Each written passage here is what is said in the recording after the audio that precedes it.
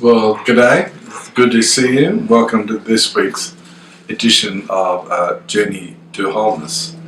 We are entering the end of our liturgical season of Advent, and next week we will be celebrating the birth of Christ. So this will be the video blog for pre-Christmas. So this week we continue to work together at the therapy and various modalities.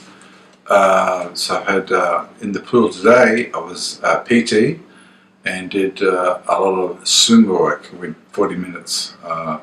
Dog paddling, breaststroking, kickboard, and as well some laps. So that's been very good. I look forward to actually going to the local community pool and do laps and use kickboard. So I'm not at risk to killing myself at the moment in the water. So that's been excellent. This week with both OT and with speech, they have been doing tests to see how I've been progressing since I began the therapy, which is 5 weeks ago. It's 7 weeks since I had my medical moment. So I've done perception tests and tests on my speed and picking up pegs and putting on the board and doing other related skills tests. Today I had to one particular exercise was using clothesline pegs and taking them over a container and hanging them, put the peg on the Venetian line that hangs down. So put them up and then take them off. So that's good therapy. With this speech, we had an assessment from Deb on how I'm going in speaking, my speaking speed, loudness, and diction. So we think we're about 7.5 over 10 as a scale, with 10 being the previous pre-stroke level of my public voice. In talking with her, we identified 3 voices that I have. There's a conversational voice, there's a voice I have when I'm on the phone, it changes, and I have a voice when I'm leading liturgy. So I've been practicing those 3 different ways of speaking to get used to articulating. So that's pretty good. So it's a long day, 3 sessions back to back.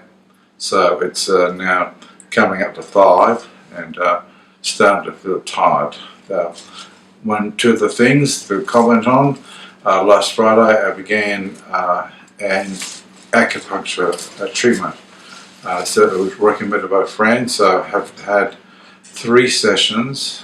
First one on Friday, the second was Saturday for 2 hours, and again on Tuesday this week for 1 hour and a half. So a primary acupuncture, but it is integrated health. So I've begun to change the eating plan, and supplementary nutrition will also begin this week. So that's good. So my system cooperates with the brain and my body.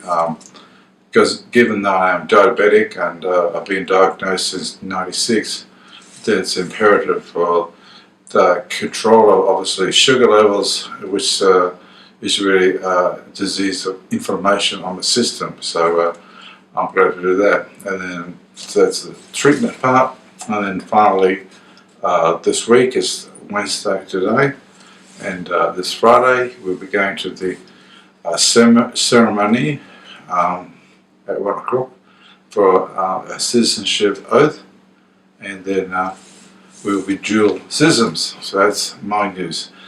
Beverly's joined us today to share some thoughts about how it's been for her over the 7-week journey and what it means for her. So with Beverly. I'm aware, looking back, that I felt very much like I wasn't living in my life for the first few weeks. Somehow Paul and I had entered somebody else's life. And I guess by now I feel this sort of connected and centered and present to This Is Our Life for Now, one of the first things I remembered, just a day or so after Paul had had his stroke, I remember that saying of put on your own oxygen mask first. And I've tried to care for myself. It's been busy, so attending to everything, so I haven't always done it that well, but it's been also an opportunity to think about. I started a caregivers group when I was at St. Bartholomew's. It started at St. Bartholomew's some maybe 12 years ago now, and having in my mind all the different voices of those people who've cared for others over those years, I felt very sort of companioned and connected to a whole thousands and thousands of people who care for one another, especially husbands and wives, and middle-aged people for their older adults, for their parents. And so I joined a group for a temporary time. I'm well and have experienced myself in new ways in terms of a level of compassion and gentleness for Paul, love for him through this, and that's the gift side of it. And also how important, after 33 years of marriage, how important we are to one another, and keeping that as a priority as we go ahead. I think the last part we wanted to do was say Merry Christmas to everyone. I'm aware that my mum will be down at Possum Bay on South Arm with my brother and my nephews and Anne, and Dad will be around the corner. So hello to each of you, and I hope you have a good Christmas and family time. And then the other part of the family will be up around Tamil and in New South Wales. And so our love to each of you, and look forward to the things that come next year. Thomas's and Laurie's wedding, and Troy and Emmy's first child. So there's a lot coming up for the year ahead. And hello to the friends that will see this, and other family members. And I think that I'm just so grateful for everyone.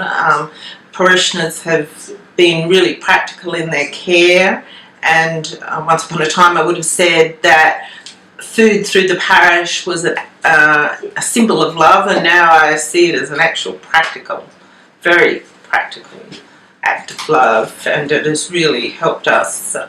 Food and prayers and the cards, and just full of gratefulness for the communities we belong to, and to any of you that might be seeing this now.